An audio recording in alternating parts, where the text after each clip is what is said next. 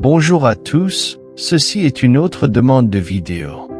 Certains d'entre vous m'ont demandé ce qui se passe exactement lorsque nous mourrons, et c'est une question très importante car nous mourrons tous un jour. En fait, il y a 150 000 personnes qui meurent chaque jour. Un jour, vous et moi serons l'une d'entre elles.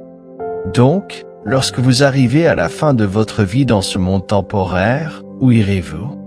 Certains disent que vous irez au ciel, d'autres disent que vous irez en enfer. Certaines personnes disent que vous irez au purgatoire, d'autres disent que vous vous endormirez simplement et deviendrez inconscient. Quelle est la vérité? Eh bien, allons à la seule source de vérité que nous avons dans ce monde, la seule vérité absolue, et c'est la Bible. Jetons un coup d'œil à ce que les Écritures disent sur ce qui nous arrivera lorsque nous mourrons. Maintenant, si c'est votre première fois sur ma chaîne, bienvenue. Si vous ne l'avez pas encore fait, veuillez envisager de vous abonner et de cliquer sur la cloche de notification pour ne manquer aucune de mes prochaines vidéos.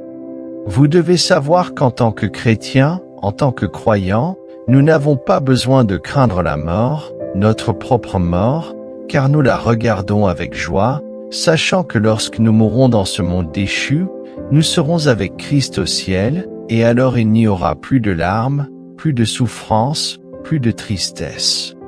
Paul dit dans Philippiens 1h21, « Car Christ est ma vie, et mourir m'est un gain. » Et dans 2 Corinthiens 5h8, il dit, « Nous sommes pleins de confiance et nous préférons quitter ce corps pour vivre auprès du Seigneur. » Ce monde temporaire et déchu n'est pas notre maison. Notre maison est avec le Seigneur, et nous pouvons l'attendre avec joie. Maintenant, examinons ce qui se passe au moment de notre mort. Certains croyants disent que lorsque nous mourrons, nous entrons dans un sommeil profond, inconscient jusqu'à la seconde venue de Jésus. Cette doctrine est essentiellement appelée la doctrine du sommeil de l'âme. Maintenant, cette doctrine n'est pas vraiment répandue et a été principalement enseignée par les anabaptistes pendant la Réforme et par les irvingistes en Angleterre vers le 19e siècle. Ensuite, certains chrétiens croient au purgatoire, une croyance de l'Église catholique romaine selon laquelle l'âme va d'abord dans un endroit où elle est purifiée du péché avant de pouvoir aller au ciel. Et puis il y a des croyants qui disent que lorsque nous mourrons, notre âme va immédiatement vers Christ et notre corps va dans la tombe et y reste jusqu'à la seconde venue de Christ. Quand cela se produit, nous recevons notre corps de nouveau, mais c'est un corps éternellement ressuscité. Et bien sûr, Dieu fera un nouveau ciel, une nouvelle terre, et nous vivrons avec lui pour toujours et à jamais. Quant aux incroyants, certains disent que lorsqu'ils meurent, ils iront en enfer pour l'éternité. Certains disent que non, cela ne se produira pas. Certains disent qu'ils cesseront simplement d'exister. D'autres disent qu'ils souffriront pendant un certain temps à cause de leurs péchés, puis cesseront simplement d'exister. Cela s'appelle la doctrine de l'annihilationnisme, ce qui signifie que Dieu les anéantira et ils cesseront simplement d'exister. Mais quelle est la vérité? La vérité est révélée lorsque nous regardons les Écritures, non seulement un verset, mais tout l'ensemble des Écritures de manière équilibrée. Maintenant, regardons d'abord le purgatoire. Que dit vraiment la Bible sur le purgatoire? Rien? La Bible ne dit absolument rien sur le purgatoire. Alors d'où l'Église catholique romaine tire-t-elle la doctrine du purgatoire si ce n'est pas dans les Écritures? Bonjour à tous, ceci est une autre demande de vidéo. Certains d'entre vous m'ont demandé ce qui se passe exactement lorsque nous mourrons, et c'est une question très importante car nous mourrons tous un jour. En fait, il y a 150 000 personnes qui meurent chaque jour. Un jour, vous et moi serons l'une d'entre elles. Donc, lorsque vous arrivez à la fin de votre vie dans ce monde temporaire, où irez-vous? Certains disent que vous irez au ciel, d'autres disent que vous irez en enfer. Certaines personnes disent que vous irez au purgatoire, d'autres disent que vous vous endormirez simplement et deviendrez inconscient. Quelle est la vérité? Eh bien, Allons à la seule source de vérité que nous avons dans ce monde, la seule vérité absolue, et c'est la Bible. Jetons un coup d'œil à ce que les Écritures disent sur ce qui nous arrivera lorsque nous mourrons. Maintenant, si c'est votre première fois sur ma chaîne, bienvenue. Si vous ne l'avez pas encore fait, veuillez envisager de vous abonner et de cliquer sur la cloche de notification pour ne manquer aucune de mes prochaines vidéos. Vous devez savoir qu'en tant que chrétien, en tant que croyant, nous n'avons pas besoin de craindre la mort, notre propre mort, car nous la regardons avec joie, sachant que lorsque nous mourrons dans ce monde déchu, nous serons avec Christ au ciel, et alors il n'y aura plus de larmes, plus de souffrance, plus de tristesse. Paul dit dans Philippiens 1h21, « Car Christ est ma vie, et mourir m'est un gain. » Et dans 2 Corinthiens 5h8, il dit, « Nous sommes pleins de confiance et nous préférons quitter ce corps pour vivre auprès du Seigneur. » Ce monde temporaire et déchu n'est pas notre maison. Notre maison est avec le Seigneur, et nous pouvons l'attendre avec joie. Maintenant, examinons ce qui se passe au moment de notre mort. Certains croyants disent que lorsque nous mourrons, nous entrons dans un sommeil profond, inconscient jusqu'à la seconde venue de Jésus. Cette doctrine est essentiellement appelée la doctrine du sommeil de l'âme. Maintenant, cette doctrine n'est pas vraiment répandue et a été principalement enseignée par les anabaptistes pendant la Réforme et par les irvingistes en Angleterre vers le XIXe siècle. Ensuite, certains chrétiens croient au purgatoire, une croyance de l'Église catholique romaine selon laquelle l'âme va d'abord dans un endroit où elle est purifiée du péché avant de pouvoir aller au ciel. Et puis il y a des croyants qui disent que lorsque nous mourrons, notre âme va immédiatement vers Christ et notre corps va dans la tombe et y reste jusqu'à la seconde venue de Christ. Quand cela se produit, nous recevons notre corps de nouveau, mais c'est un corps éternellement ressuscité. Et bien sûr, Dieu fera un nouveau ciel, une nouvelle terre, et nous vivrons avec lui pour toujours et à jamais. Quant aux incroyants, certains disent que lorsqu'ils meurent, ils iront en enfer pour l'éternité. Certains disent que non, cela ne se produira pas. Certains disent qu'ils cesseront simplement d'exister. D'autres disent qu'ils souffriront pendant un certain temps à cause de leurs péchés, puis cesseront simplement d'exister. Cela s'appelle la doctrine de l'annihilationnisme, ce qui signifie que Dieu les anéantira et ils cesseront simplement d'exister. Mais quelle est la vérité? La vérité est révélée lorsque nous regardons les Écritures, non seulement un verset, mais tout l'ensemble des Écritures de manière équilibrée. Maintenant, regardons d'abord le purgatoire. Que dit vraiment la Bible sur le purgatoire? Rien? La Bible ne dit absolument rien sur le purgatoire. Alors d'où l'Église catholique romaine tire-t-elle la doctrine du purgatoire si ce n'est pas dans les Écritures? Eh bien, tout d'abord, ils ont créé cette tradition, et deuxièmement, ils ont trouvé un peu de preuves pour cela dans les livres apocryphes. Par exemple, dans deuxième livre des Maccabées 12, 42-45, il est dit que Judas Maccabée, le chef des forces juives, a collecté une contribution homme par homme jusqu'à concurrence de 2000 drachmes d'argent, qu'il a envoyé à Jérusalem pour offrir un sacrifice d'expiation. En agissant ainsi, il a agi avec beaucoup de bienveillance et d'honneur, tenant compte de la résurrection. Car, s'il n'avait pas espéré que ceux qui étaient tombés ressusciteraient, il aurait été superflu et absurde de prier pour les morts. Mais il attendait avec impatience la magnifique récompense réservée à ceux qui reposent dans la piété. C'était une pensée sainte et pieuse. Ainsi, il a fait l'expiation pour les morts afin qu'ils soient délivrés de leurs péchés. Ici, dans deuxième livre des Maccabées, nous voyons qu'ils disent qu'il est bon de prier pour les morts et d'offrir un sacrifice pour leurs péchés afin que les morts puissent être pardonnés. Cela va à l'encontre de la Bible. Ce n'est pas ce que les Écritures disent, et vous devez savoir que les livres apocryphes n'ont pas la même autorité que la Bible. Ils ne font pas partie de la Bible et ne doivent pas être considérés comme une autorité ou une vérité. L'Église catholique romaine, comme je l'ai dit précédemment, croit au purgatoire en raison de sa tradition et parce qu'elle trouve ici et là quelques versets dans les apocryphes. Mais la Bible ne dit pas cela, donc ce n'est pas la vérité. En fait, cela va à l'encontre des Écritures, car si vous croyez au purgatoire, vous dites en fait que ce que Jésus a fait sur la croix en mourant pour nos péchés n'était pas suffisant. Vous dites que Christ seul ne pouvait pas expier pour nous, car, comme nous venons de le lire dans deuxième livre des Maccabées, Judas fait des offrandes pour les morts, faisant expiation en grec etlaemos, signifiant propitiation pour les morts. Cela contredit les Écritures, car elles disent que Christ seul a fait expiation pour nous pour le monde entier. Dans sa première épître, Jean 2:1, il est écrit « Mes petits enfants, je vous écris ces choses afin que vous ne péchiez point. Et si quelqu'un a péché, nous avons un avocat auprès du Père, Jésus-Christ le juste. Il est l'expiation pour nos péchés, et non seulement pour les nôtres, mais aussi pour ceux du monde entier. » Le purgatoire enseigne que nous devons ajouter quelque chose à l'œuvre rédemptrice de Jésus, ce qui est un enseignement très dangereux et faux, contraire aux Écritures.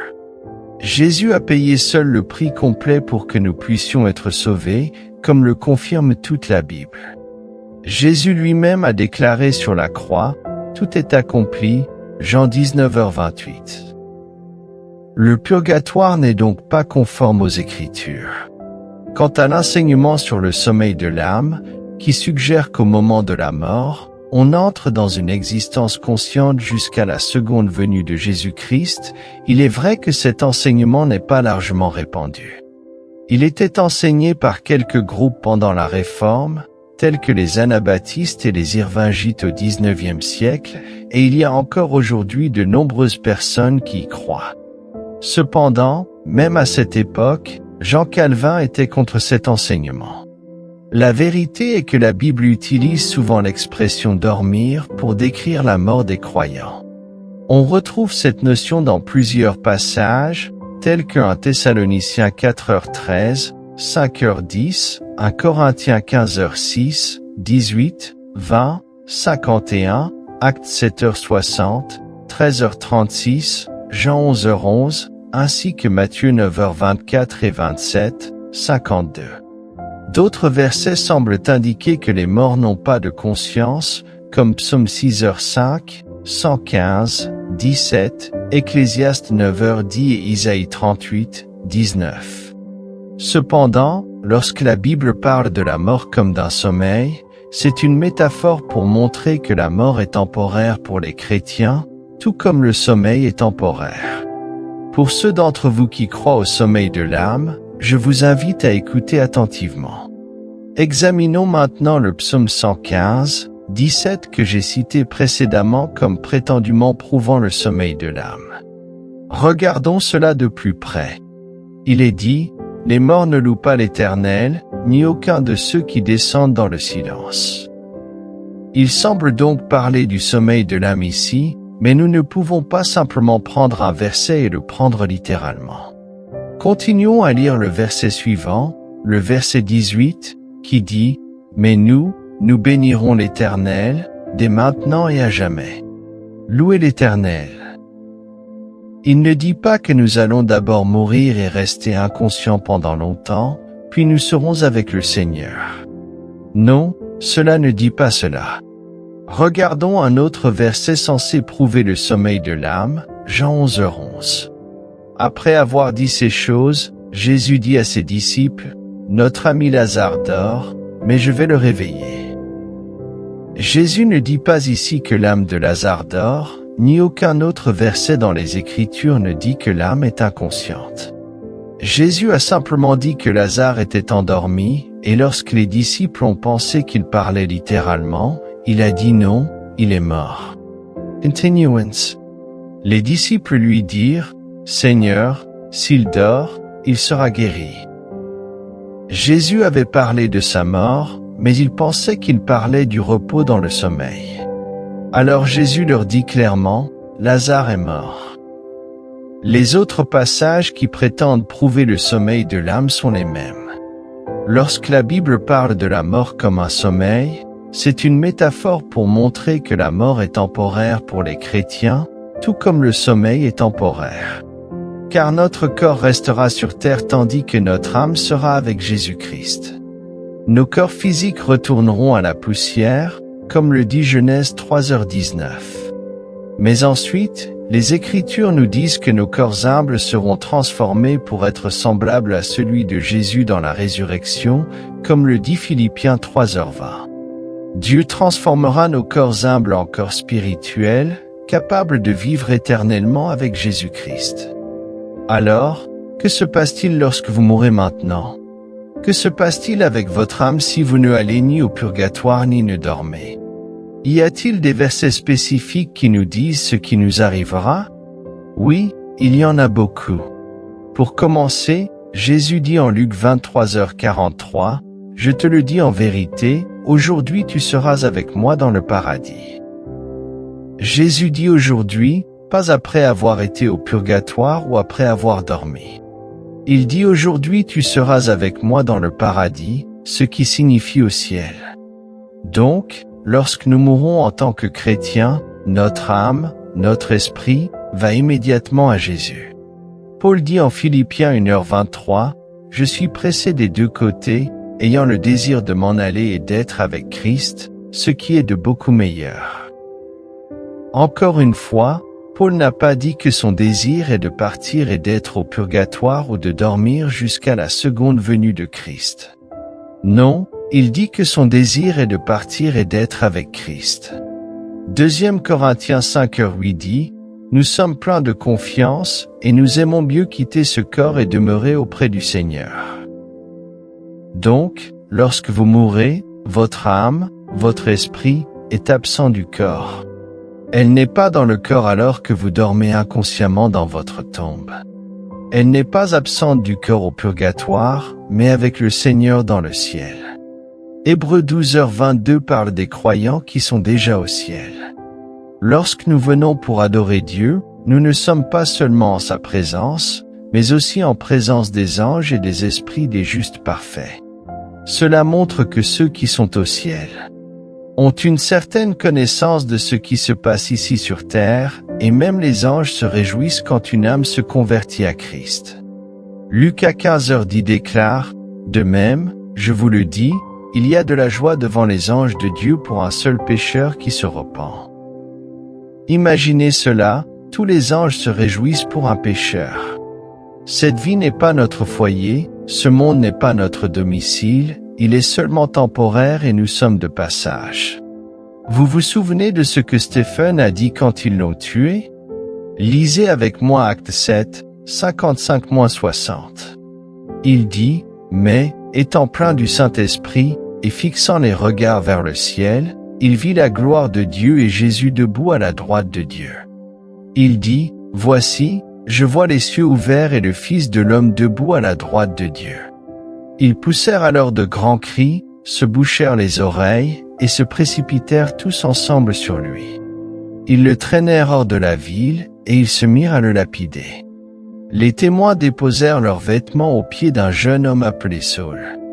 Et ils lapidaient Étienne, qui priait et disait, « Seigneur Jésus, reçois mon esprit. » Puis, s'étant mis à genoux, il s'écria d'une voix forte, « Seigneur, ne leur impute pas ce péché. » Et, après ces paroles, il s'endormit.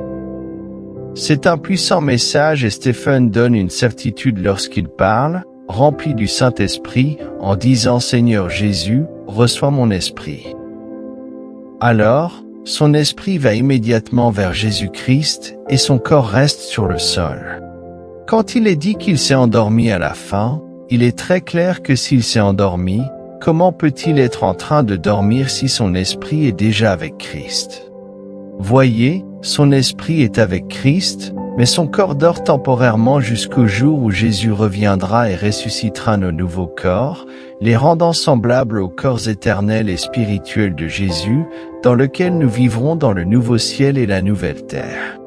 Maintenant, cela prend aussi sens quand nous lisons 1 Thessaloniciens 5, 9-10, car Dieu ne nous a pas destinés à la colère, mais à l'obtention du salut par notre Seigneur Jésus-Christ, qui est mort pour nous, afin que, soit que nous veillions, soit que nous dormions, nous vivions ensemble avec lui. Éveillés ou endormis, nous ne pouvons pas vivre avec lui si nous sommes endormis inconscients. Cela n'a de sens que si dormir signifie simplement la mort, comme nous l'avons vu dans les Écritures. Maintenant, vous ne mourrez qu'une fois, votre corps physique ici sur terre, et ensuite vient le jugement, comme dit Hébreux 9h27. Pour nous, les croyants, quand nous mourrons, nous serons avec Christ. Mais pour les incroyants qui refusent d'accepter Jésus-Christ comme Seigneur et Sauveur, ils iront vers un châtiment éternel. Il semble qu'ils seront envoyés dans un lieu d'attente temporaire, appelé Hadès, en attendant leur résurrection finale, jugement et punition éternelle. Ensuite, bien sûr, vient le jugement final, comme décrit dans Apocalypse 20, 11-15. Donc, le jugement final vient, et alors nous verrons le nouveau ciel et la nouvelle terre, comme Apocalypse 21, 1-3 le décrit. Alors, je ne peux pas attendre de voir et d'expérimenter cela. En tant que croyant, vous savez exactement où vous irez quand vous mourrez, et nous attendons cela avec joie. Mais en même temps, nous sommes aussi tristes, nous sommes attristés de voir ceux qui peuvent être perdus, nous sommes attristés de penser où iront ceux qui ne veulent pas accepter Jésus-Christ comme Seigneur et Sauveur. C'est pourquoi nous devons utiliser le temps que nous avons pour partager l'Évangile, pour partager la vérité, pour que les personnes perdues là-bas puissent être sauvées, car le temps presse. 50 000 personnes meurent chaque jour, et Jésus est le seul chemin. En Jean 14h6, Jésus a dit, « Je suis le chemin, la vérité et la vie. Nul ne vient au Père que par moi. » Et en Jean 3h18, il est dit, « Celui qui croit en lui n'est pas condamné, mais celui qui ne croit pas est déjà condamné, parce qu'il n'a pas cru au nom du Fils unique de Dieu. » Le temps presse. Je sais que je suis sauvé, je le sais comme un fait, et c'est pourquoi je porte ce t-shirt aujourd'hui. Et je veux vous demander, êtes-vous sûr d'être sauvé? Sinon, alors vous devez être sûr. Et si vous êtes sauvé mais que vous êtes un chrétien passif, il est temps d'être actif. Jésus ne nous a pas appelés seulement à devenir chrétiens et à vivre dans le luxe, à ne rien faire et à être passif. Non, il nous a appelés à être des disciples, à faire des disciples. Vous êtes la lumière du monde, et il est temps de faire briller votre lumière, de partager l'Évangile, afin que vous puissiez vous présenter devant Dieu un jour, et quand il vous demandera ce que vous avez fait avec les talents et les dons qu'il vous a donnés, alors vous pourrez vous tenir devant lui et dire, « Dieu, j'ai donné tout ce que j'avais, j'ai utilisé ce que tu m'as donné pour ta gloire. » Vous pouvez le dire. Sinon, il est temps de commencer et de partager l'Évangile. Les gens me demandent aussi, qu'en est-il des personnes qui n'ont jamais entendu parler de l'Évangile dans une jungle ou dans des endroits où le nom de Jésus-Christ n'a jamais été entendu? Eh bien, je répondrai à cela dans une prochaine vidéo que vous verrez ici. Rappelez-vous, Dieu vous aime, et moi aussi.